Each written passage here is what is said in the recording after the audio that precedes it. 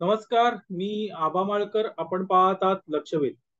मंडळी, आता सध्या जी सगळ्यात चिंतेची गोष्ट आपण अनुभवतोय ती म्हणजे पॅलेस्टाईन आणि इस्रायल यांच्यामधलं युद्ध. पॅलेस्टाईन म्हणण्यापेक्षा अतिरेकी संघटना हमास, जिने पॅलेस्टाईनवर पूर्णपणे ताबा मिळवलेला आहे, त्याच्या सोबत इस्रायल आज लढतंय. आणि या हमासने काय केलं, किती क्रूरता दाखवली, किंवा कसं अबालवृद्धांचे गळे चिरले, याचे क्लिप्स आपण सातत्याने बघतो. हे सगळं बघितल्यावर चिंता वाटते, भीती वाटते की हे अतिरेकी आले कुठून, इतके निर्दय कसे झाले, अशी शंका मनात येते. पण हे काही नवीन नाहीये मित्रांनो, हे जुनच आहे. आणि या अतिरेकी संघटना या अशाच वागतात, कारण त्यांना जी शिकवण दिली जाते धर्माच्या नावाखाली ही तशीच आहे. काफिरांना अशा पद्धतीनेच ट्रीट करायचं, त्यांचे गळे चिरायचे, त्यांच्या बायकांवर बलात्कार करायचा, अबालवृद्धांनाही सोडायचं नाही, ही त्यांची शिकवण आहे. मंडळी, हमासने इस्रायलवर अटॅक केला. एका वेळेस हजारो क्षेपणास्त्र डागली. इस्रायलची संरक्षण रचना आयर्न डोम यांनी काही क्षेपणास्त्र पाडली, पण तरीही काही क्षेपणास्त्र ही नागरी भागावर पडली. हमासकडे एवढा दारुगोळा आला कुठून, इथपासून सगळा प्रश्न निर्माण झाला.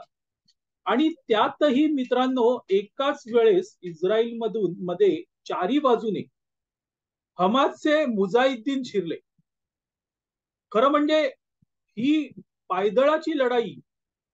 इस्रायलने फक्त त्यांची क्षेपणास्त्र रोखली, पण पायदळातून म्हणजे रस्त्यावरून समुद्रमार्गे येणारे मुजाहिद्दीन यांनी इस्रायलला पण अचंबित केलं. हे असे कसे येऊ शकतात, असा प्रश्न निर्माण झाला. जगातली सगळ्यात टॉपची इंटेलिजन्स एजन्सी इस्रायलकडे आहे, तिचं नाव आहे मोसाद. मोसादला पण हे कळलं नाही का, असे प्रश्न निर्माण झाले. ह्या सगळ्याची उत्तर इस्रायल शोधेल, त्याबद्दल शंका नाहीये. पण यामुळे हमास ही मुस्लिम दहशतवादी संघटना, त्यांची क्रूरता दिसून आली. हमासने गाझा पट्टीत असलेल्या इस्रायलच्या नागरिकांवर हल्ले केले, त्यांच्या घरात शिरून अबालवृद्धांना ठार मारलं. इतकंच नाही तर बायकांना बंदी केलं. काही बायकांची तर रस्त्यावरून अर्धनग्न धिंड काढण्यात आली. आणि हे सगळं होत असताना अल्लाहू अकबरचे नारे लावले जात होते, ते आपण सगळ्यांनी बघितलं. आणि यांची क्रूरता ही आपल्याला दिसून आली. स्वर्गामध्ये 72 हूर मिळतील या आशेवर अशा अतिरेकी संघटनांमध्ये शिरणाऱ्यांची संख्या कमी नाहीये. ते मरायला तयार आहेत, कारण मेल्यानंतर त्यांना जे शिकवलं गेलंय की जे ऐशो आराम स्वर्गात मिळेल, त्यासाठी हे मरायला टपले आहेत. आणि त्यामुळे आपण मित्रांनो त्यांचे भक्षक. हे सगळं जरी इस्रायलमध्ये घडत असलं तरी ते आपल्या आजूबाजूला देखील घडतंय. हमास केवळ पॅलेस्टाईन मध्ये नाहीये मित्र, ती नाव बदलून आपल्या आजूबाजूला देखील आहे. इतकंच काय मित्रांनो, तर आपल्या मध्ये देखील आहे. सेव्ह गाझा म्हणून टी शर्ट घालून स्टेजवर मिरवणारे, आणि इतकंच नाही तर त्याचं जाहीर प्रदर्शन मांडणारे देखील हमासच असतात. आणि ते हमास आपल्या आजूबाजूला आहे. भारताने अशा दहशतवादी हल्ले आतापर्यंत पचवलेले आहेत. अनेक वेळा आपल्यावर असे हल्ले झालेले आहेत. काश्मीरमध्ये काय झालं हे आपण सगळ्यांनी बघितलंय. पश्चिम बंगालमध्ये तेच होत आहे कमी अधिक प्रमाणात. त्यामुळे हमास केवळ इस्रायलमध्ये आहे किंवा पॅलेस्टाईन मध्ये आहे असं मानण्यात काहीही तथ्य नाहीये. हमास ही आपल्या आजूबाजूला आहे आणि ती हमास उद्या आपल्या घरात शिरू शकते. जे आज क्रूरपणे त्यांनी गाझापट्टीमध्ये केलं ते आपल्या गल्लीत आपल्या कॉलनीत देखील होऊ शकतं. फक्त आपलं नशीब चांगलं आहे मित्रांनो की आपले पंतप्रधान नरेंद्र मोदी आहेत. केवळ एका माणसाने आतापर्यंत हे सगळं रोखून ठेवलेलं आहे. इस्रायल वर हे हमास अतिरेकी क्रूरता दाखवताना तिकडच्या नागरिकांवर क्रूरता दाखवताना जगभरातल्या काही मुस्लिम कंट्रीजना आनंद झालेला. आपण बघितलं मित्रांनो कॅनडामध्ये तेथील मुस्लिमांनी आनंदोत्सव साजरा केला. या क्रूरतेचा आनंदोत्सव साजरा केला मित्रांनो.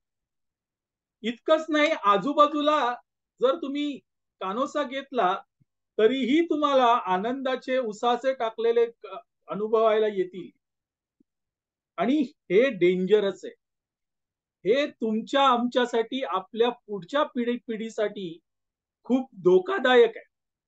आणि त्यांचे संरक्षक ज्यांना केवळ आणि केवळ मतांच्या राजकारणासाठी हे सगळं घडवून आणायचं आहे करायचं आहे ते सेव्ह गाझा टी शर्ट घालून आपल्या आजूबाजूला मिरवत आहेत. आणि ते स्वतः हमास असताना प्रत्यक्ष दहशतवादी कारवाया करणाऱ्या हमासांची धैर्य वाढवत आहेत. त्यांची हिंमत वाढवत आहेत. आणि ते बघणं गरजेचं आहे मित्रांनो. अतिशय गरजेचं आहे. आपल्या आजूबाजूला काय होतंय काय चाललंय याकडे लक्ष देणं गरजेचं आहे. आणि ते जर लक्ष नसेल मित्रांनो तर जी हमास इस्रायलमध्ये आज धुमाकूळ घालते तीच हमास वेगळ्या नावाने मुंबई महाराष्ट्र देशभरात धुमाकूळ घालू शकते. कारण त्यांचे पोषण करते त्यांचे पालन करते आजही सेव्ह गाझा टी शर्ट घालून मिरवतायत. आणि त्याच्याकडे लक्ष ठेवलं पाहिजे. आणि हे टाळणं आज आपल्या हाती आहे. आपल्या हाती आहे मित्रांनो. आज नरेंद्र मोदी नसते भाजप नसता तर काश्मीर मधलं 370 कलम हटलं नसतं. आणि काश्मीरमध्ये जो दहशतवाद झाला जो हिंसाचार झाला तिकडच्या पंडितांवर जे अनन्वित अत्याचार झाले ते अत्याचार प्रत्यक्ष देशभरात झाले असते. एक कसाब आपल्या साथीदारांना घेऊन येतो आणि मुंबईत धुमाकूळ घालतो. पोलीस अधिकाऱ्यांना ठार मारतो. सर्वसामान्य नागरिकांना ज्यांचा काहीही दोष नाही त्यांच्यावर गोळ्या चालवतो. आणि अक्षरशः रक्ता मासाचा चिखल करतो. हे का होतं आणि का झालं? कारण हमास सेव्ह गाझा म्हणून टी शर्ट घातलेले हमास कधीतरी कुठेतरी सरकारी यंत्रणेमध्ये होते. आणि त्यामुळेच हे सगळं शक्य झालं. आजही आहेत पण आज त्यांची हिंमत नाही. आज त्यांची हिंमत नाहीये कारण पंतप्रधानपदी जी व्यक्ती बसली आहे ती या भारताची पोषण करती पालनहार आहे. आणि त्यामुळे त्यांची हिंमत होत नाही याचा अर्थ असा नाही मित्रांनो की हे सगळे संपलेले आहेत. नाही, ते दबा धरून बसलेले आहेत. आणि कधी एकदा संधी मिळते यासाठी ते आतुरलेले आहेत. आता यांना संधी द्यायची की नाही द्यायची हे आपल्या हातात आहे. आपल्या हातात आहे मित्रांनो.